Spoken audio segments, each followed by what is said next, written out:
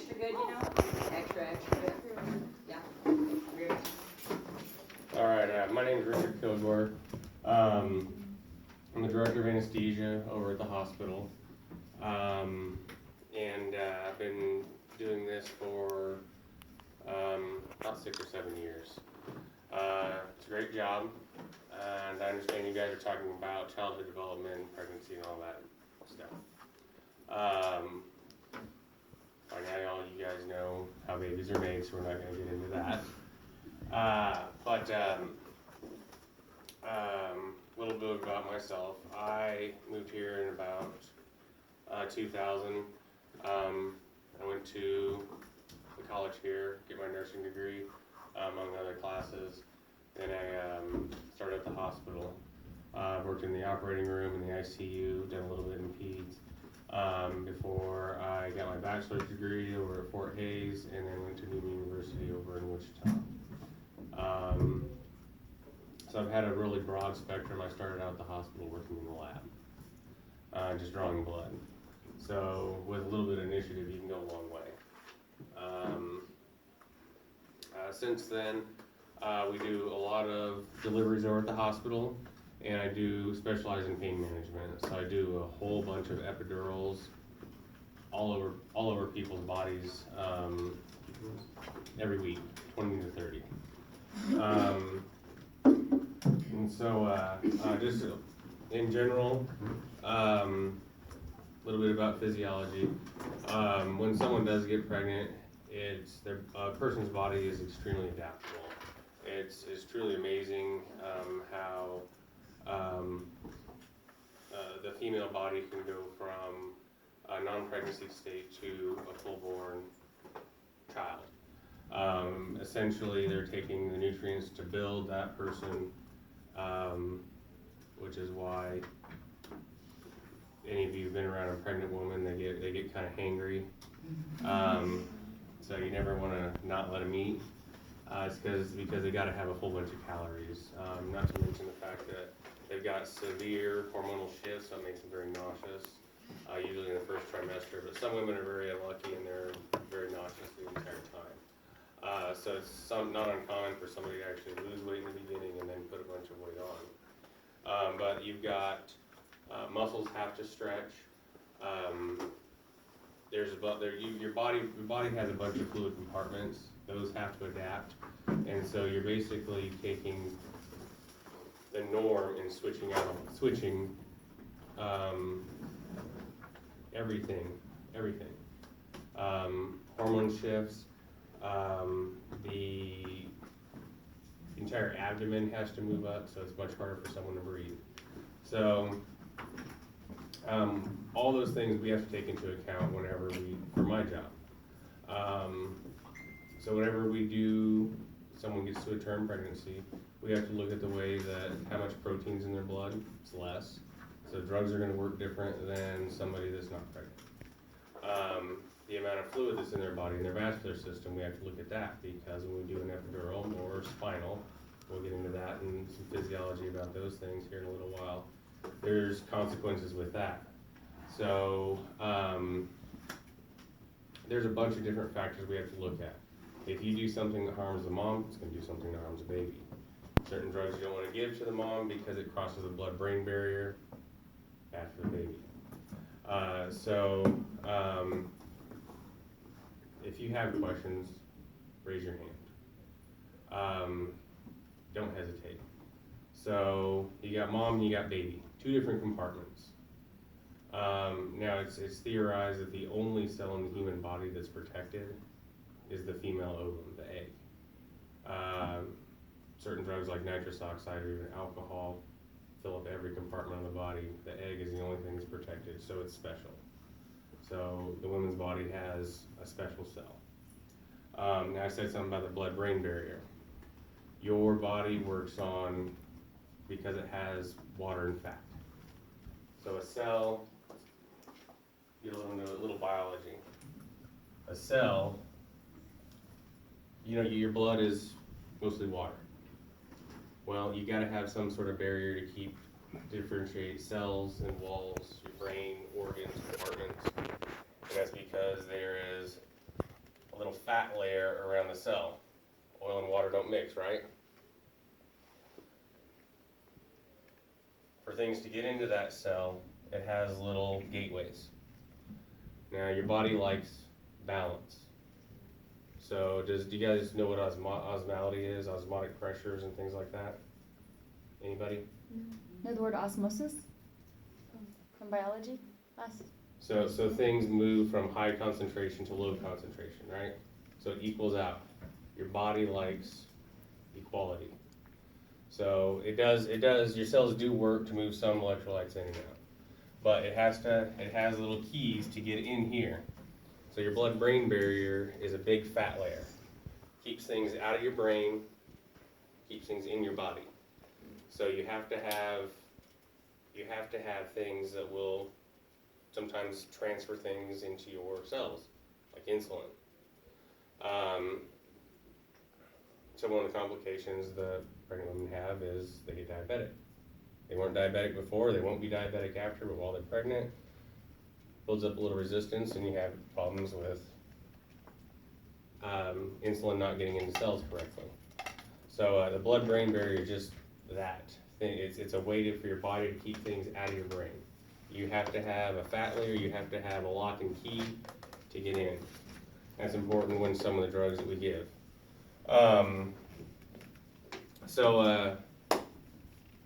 Who's have a mom, brother, sister, friend that's had a kid anytime recently?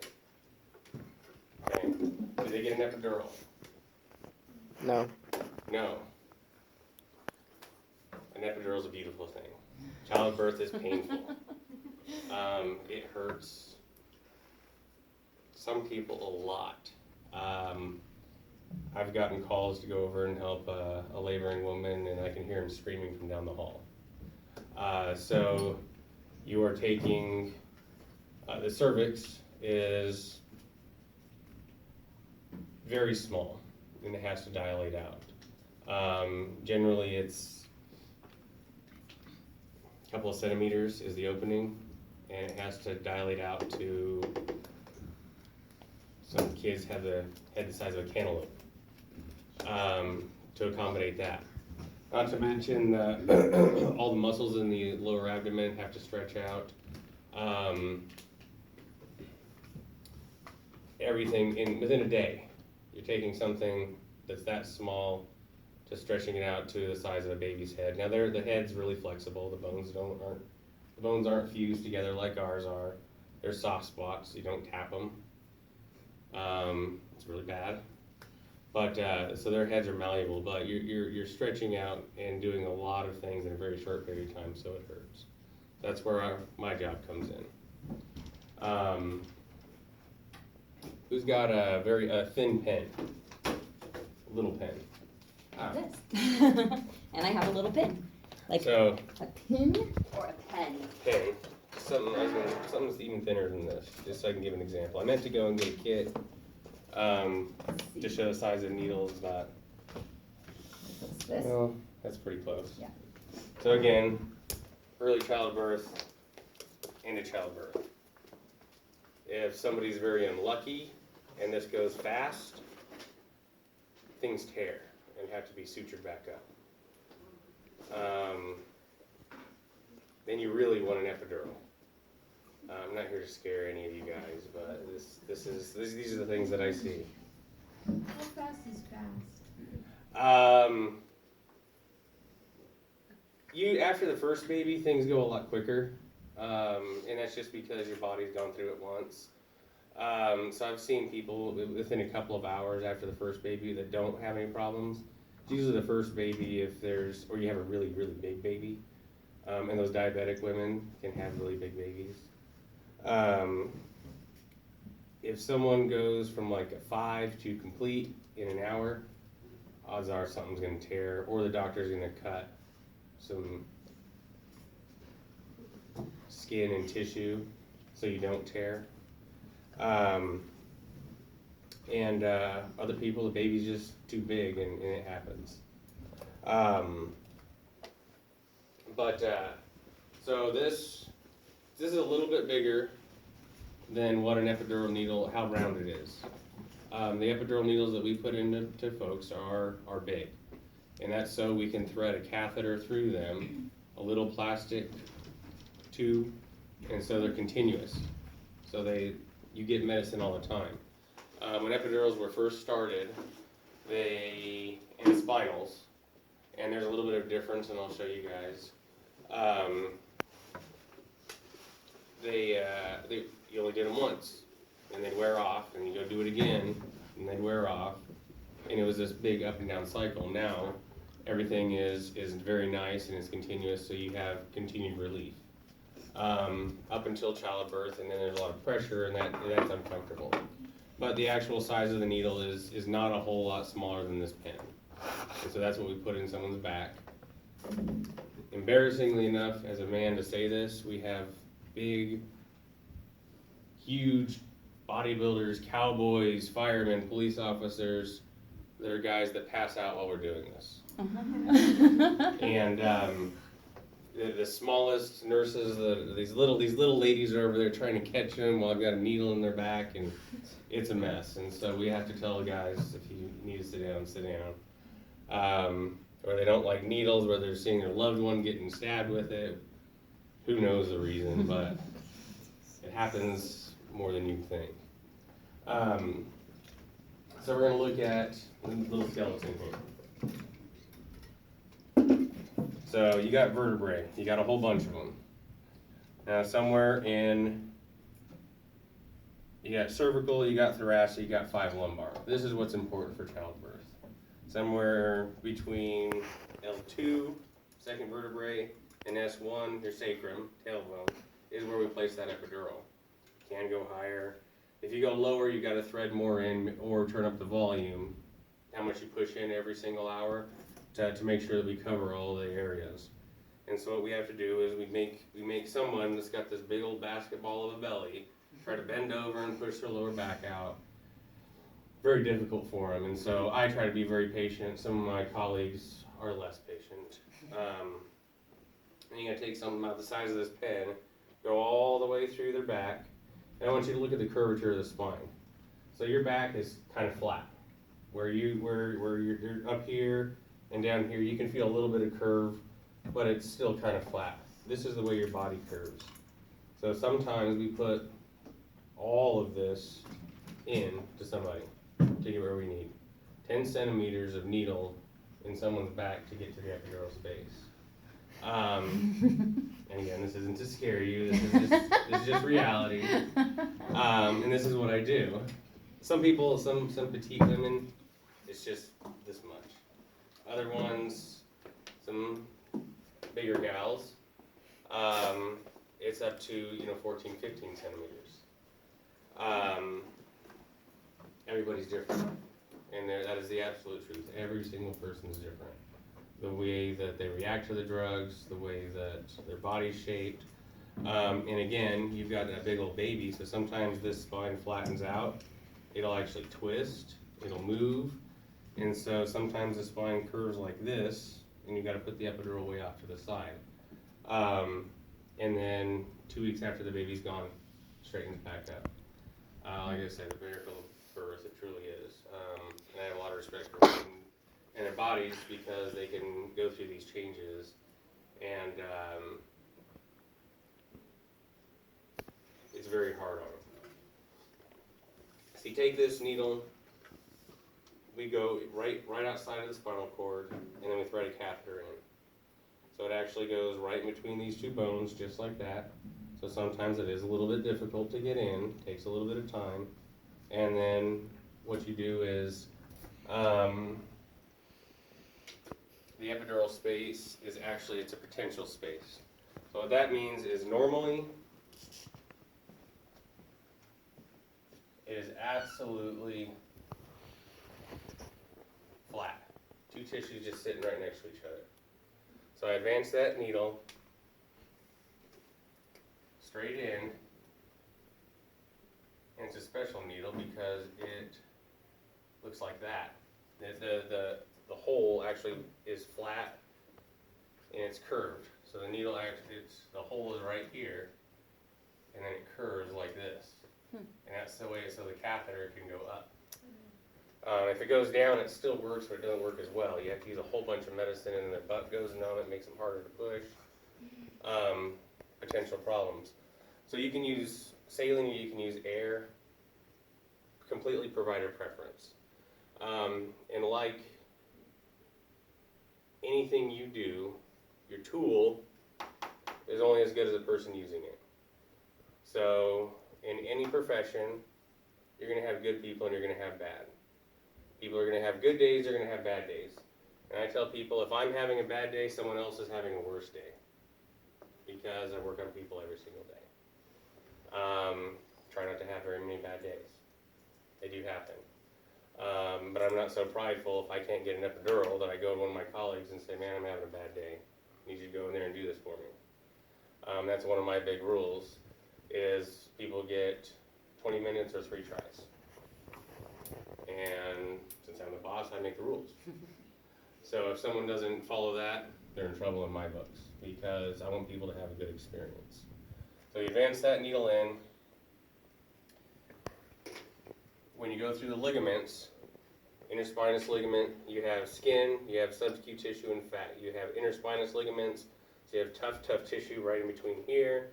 Then you have more subcutaneous, and then you have fat, and you have ligament and flavum. So there's a tough ligament right here and right here. So that ligament, you get back pressure. If you're in fat's in big globs, and it's there to protect. So everybody's got fat, it's there to protect. If you look at the strongest people in the world, they're not super thin, they're not super cut. They got a little fat there, it's to protect. And I'm not talking about like bodybuilders that go and flash their pretty muscles or anything like that. I'm talking about extreme power lifters. They've got some fat around, and it's to protect because they're lifting 1,000 pounds, some of them. It's pretty impressive, and your body has ways to try to protect itself.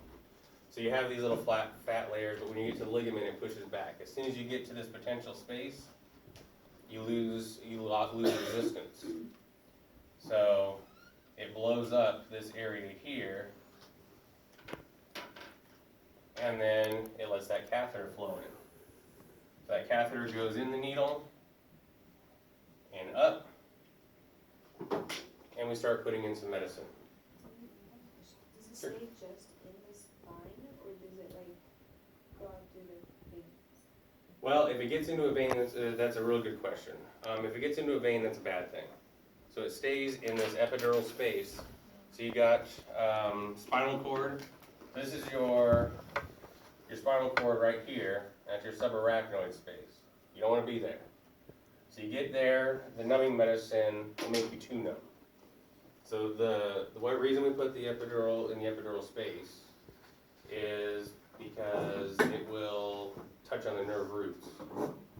So you've got all these little holes right here. Those holes, you got your spinal cord in between here, kind of where this metal rod is. All these little holes, you got big nerve roots coming out.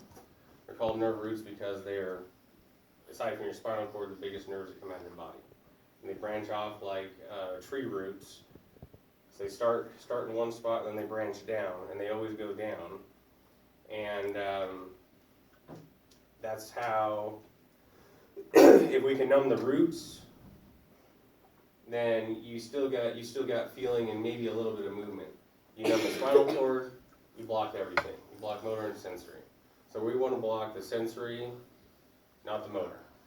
If you block all the motor's movement, then you can't push. You need to go and have a C-section. So what you're trying to selectively numb somebody so they don't feel the pain, or they don't feel as much pain, and still give them the ability to push. That's the difference between a spinal and an epidural. A spinal, you take a needle smaller than this one, much smaller. You go all the way into the epidural space. So you take a needle and you go in here and you inject much less numbing medicine. Now the numbing medicine we use there's a bunch of them. There's lidocaine, there's bupivacaine, They have different names, generic names, trade names. It gets really confusing. When I was in nursing school, that was one of the hardest things to remember, is because every drug has 2 or 3 names. There's sodium channel blockers. So they block salt, specifically sodium. And so by doing that, your nerves look like this. Like this. So they kind of on a straight line, they have little nodes, called the nodes of Ranvier or something like that. So what you do, if you block 3 nodes, you block the nerve. So by injecting the numbing medicine, any numbing medicine, that's what you're doing. You're blocking these. I'm sorry, 1 second. Okay. Hello? I'm not doing electric at high school. What can I do for you?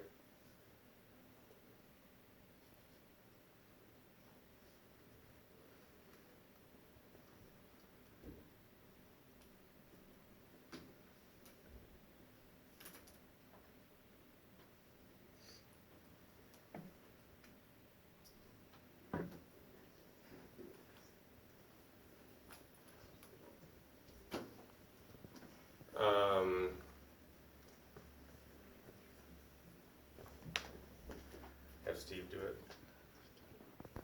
Yeah, pull Steve in. Hazards of being the boss man, right? It is. So you block salt. Salt's your transmitter in your nerves. Muscles use calcium. That's why you need a balanced diet. That's why you need these electrolytes. That's why you need the things you do. So you block all these nerves right here. You block motor, you block everything. You block in the epidural space, you block mostly sensory. You can get to where you block the motor sensation. But that's not the objective, because then they can't push.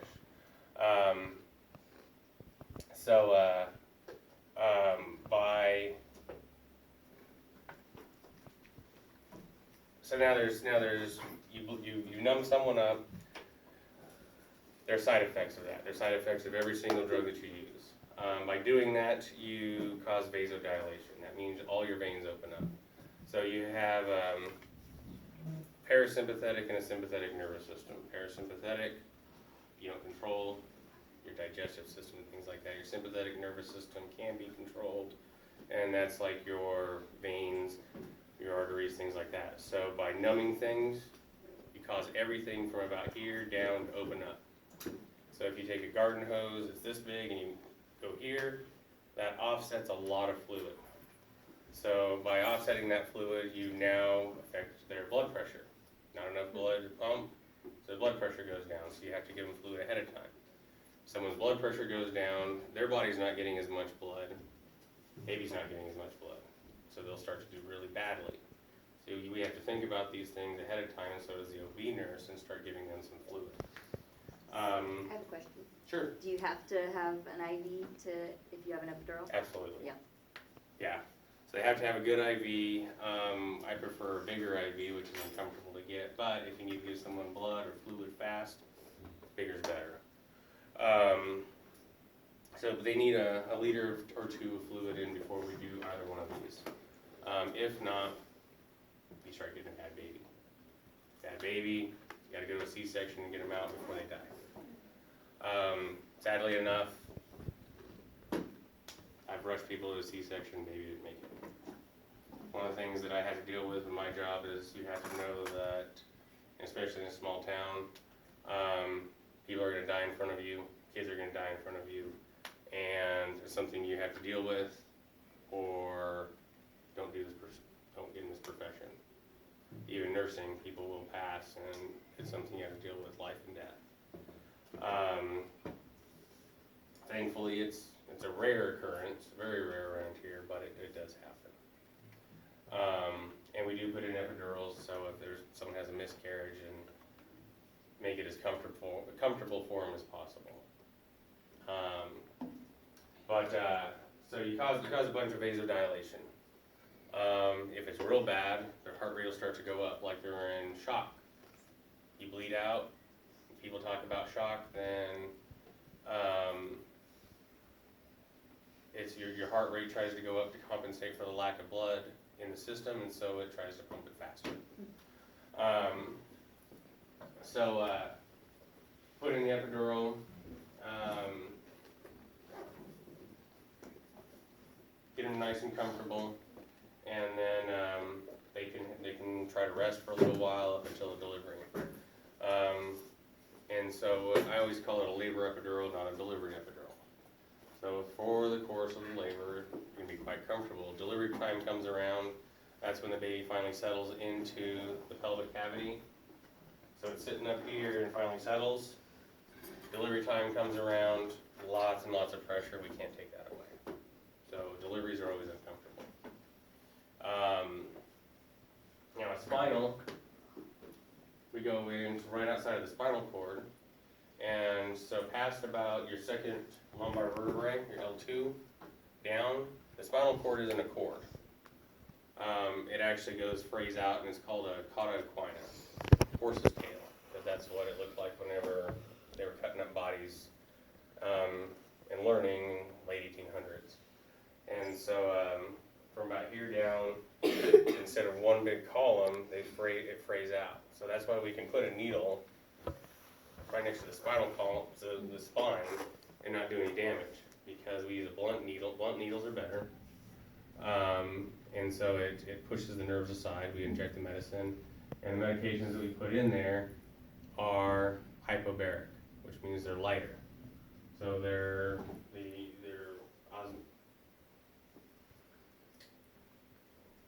make them float. So the density of the medication we're putting in and your cerebral spinal fluid causes them to float up. And so we put it here, and it's going to float up to about here, and so it numbs from here down. And like I said, all the nerves that come out, they come out of the spinal cord and they go down. So you've got to get it a little bit higher. So you use a medication that you know is going to float up in the fluid.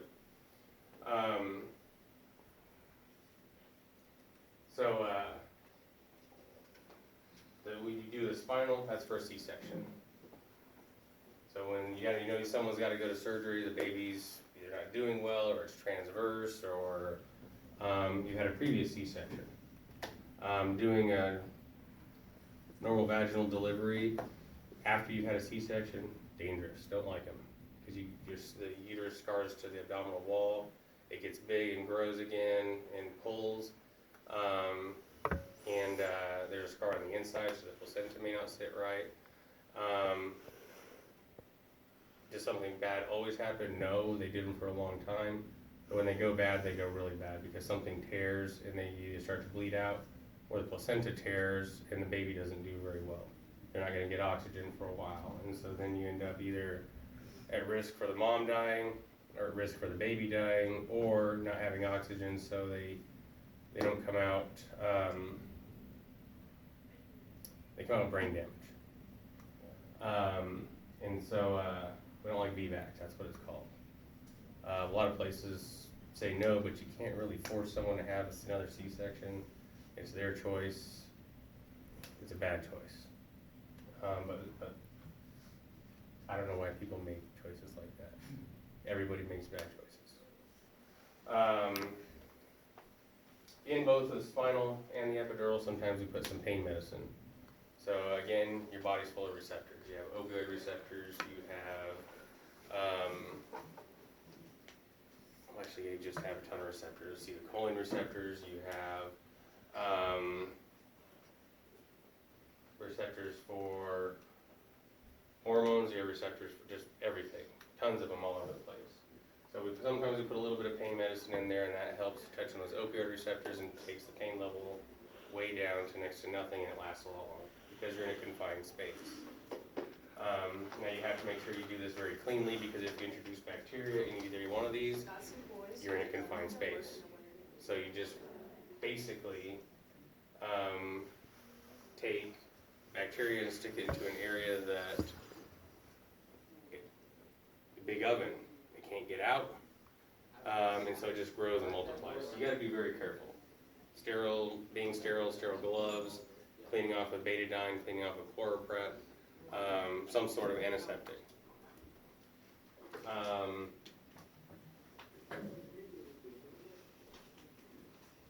If we put the epidural in once, it can be one-sided. So if you put it in and you're not straight, like I said, that spine moves and curves, and it goes up one side, you get great pain relief over here, and you feel everything over here. Some people can run it up outside of the epidural space right here, and didn't work at all. And then, biggest complication, you take that giant needle and you go too deep into where the spinal cord is, and you cause a giant hole in that spinal fluid leaks. Causes what's called a spinal headache. Very, very, very uncomfortable. More fluid leaks out than your body can produce, and your brain basically floats on that. And so when there's not enough fluid, it pulls on the meninges and causes a terrible headache. It's awful when you're up. When you're laying down, it goes away. That's one of the biggest complications that we have, aside from putting in threading that catheter into a vein. How common is that? The vein or the other spinal one. headache?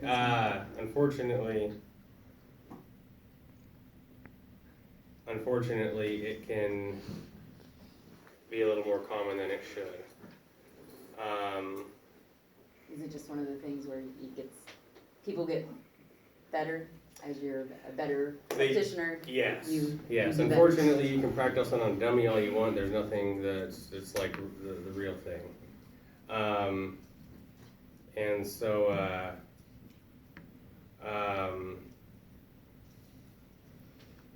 best way to learn is practice on people.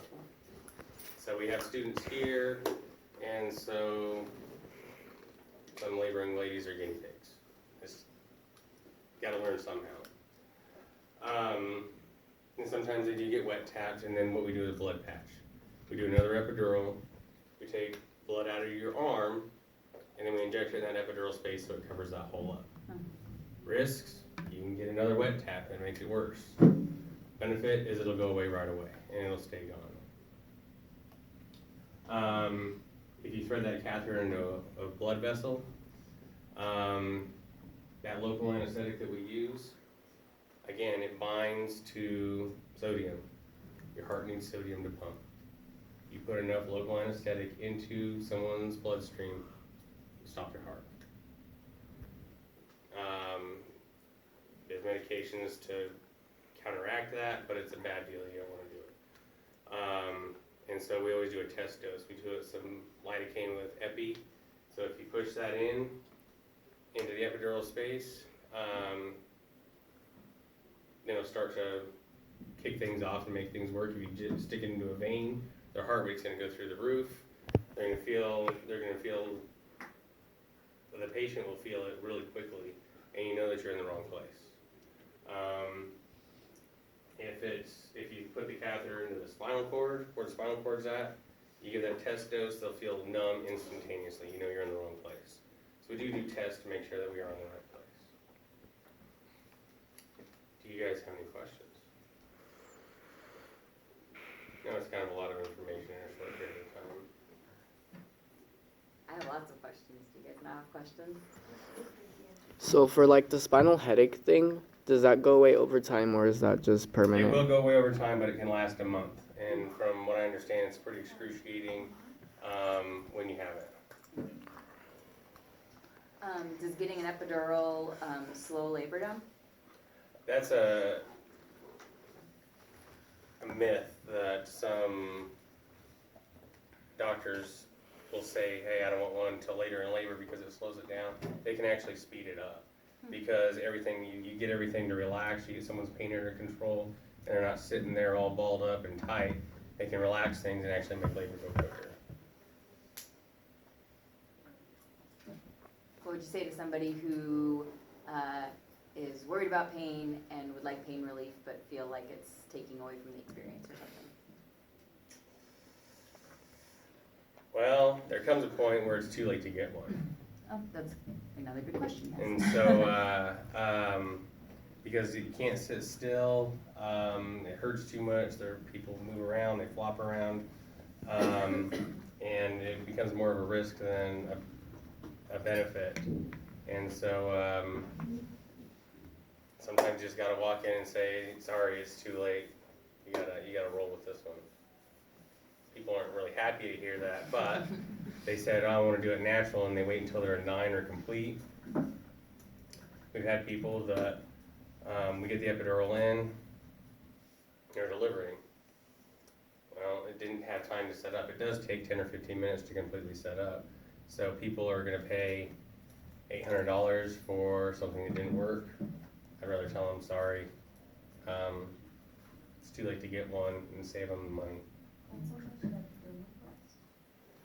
Give or take, depends on if you have insurance, depending on how long it's running, what type of insurance, a lot of different things like that. Is insurance pretty standard cover, some of it at least? I mean, it's pretty well accepted Yes, as part of having a absolutely. baby, right? Yeah. So a lot of times, by the time you get to the point where you're in the OB department, deductibles are met,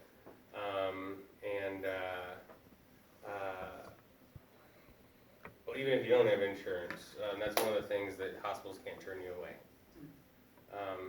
It's against the law.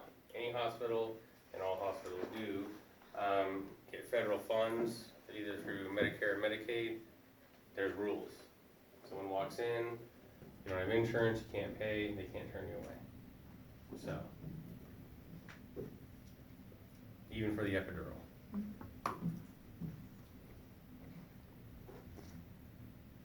More questions? Sometimes it takes time for them to ask questions.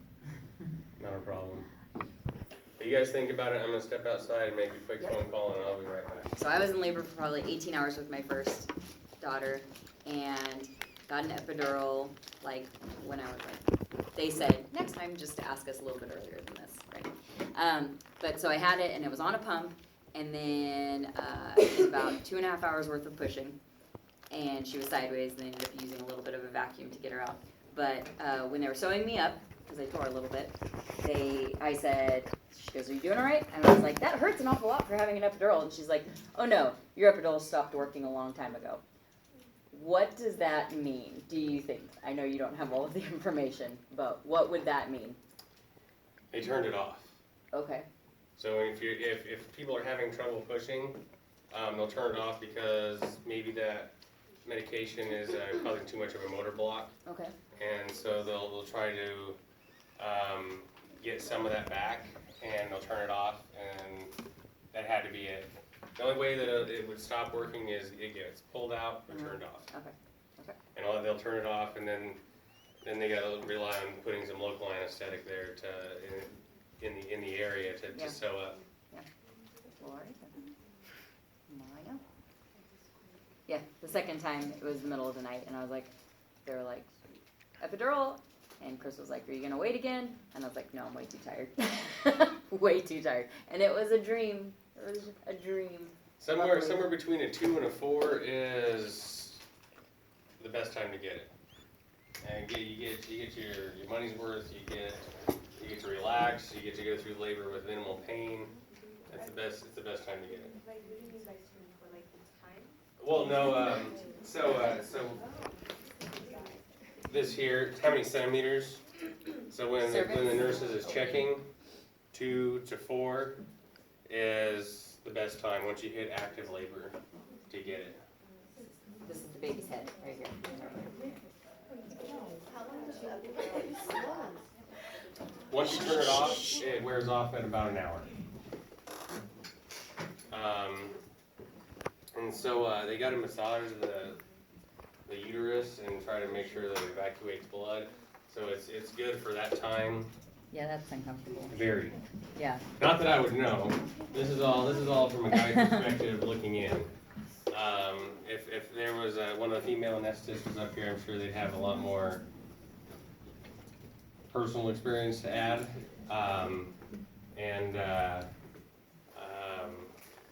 I try to be as compassionate as they would be because it's supposed to be a special time and you want it to be good. So.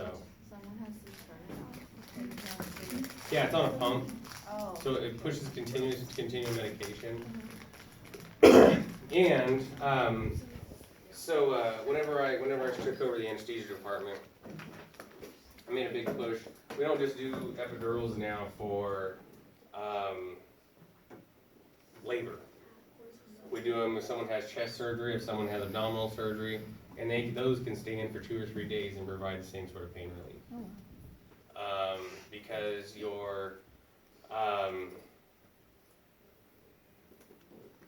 need less medication that way. Pain meds make you constipated, they slow your gut. If you have a bowel surgery, you want the least pain meds as possible. And they go everywhere, right? I mean, Yeah. taking a pain med, Yeah. it goes everywhere. Exactly, but if you put something in your IV, if you put something in by mouth, you get systemic absorption. It doesn't go everywhere, it makes people feel lightheaded. This, you're using local anesthetic, which is, as long as it's in the right place, it's a benign drug, which means it doesn't have a lot of side effects, and it doesn't have a lot of problems, and you metabolize it. I don't like pain medicine. So we use a lot of numbing agents on nerves, and this is something that I've initiated, and we use the ultrasound to do it, to help people maintain their pain so they don't need pain medicine. It's all over the news about an epidemic and too much pain medicine out there. It's been a problem for a lot longer than now. Yeah. And it's created a bigger problem, the cascades. Now people who've been on pain medicine for years and years and years looking to heroin because they can't get pills anymore. And so the amount of heroin that's being used in the United States has gone up something like 300% in the last 5 years. So we're trading one problem for another. And it's just because people don't want to hurt. So in my job, that's why I do pain management.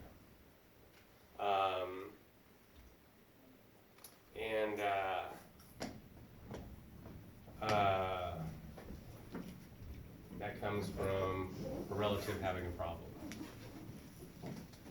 So personal things in your life can lead you on pathways down the road. And I try to help people not have problems. So we use a lot of regional anesthesia, and that's what it's called. So we use the same concept with this block for pregnancy for lots of surgeries. Someone has a shoulder surgery, we know it nerves, but so they don't feel anything for days. So these epidurals can last a long time. All right, guys, thank you.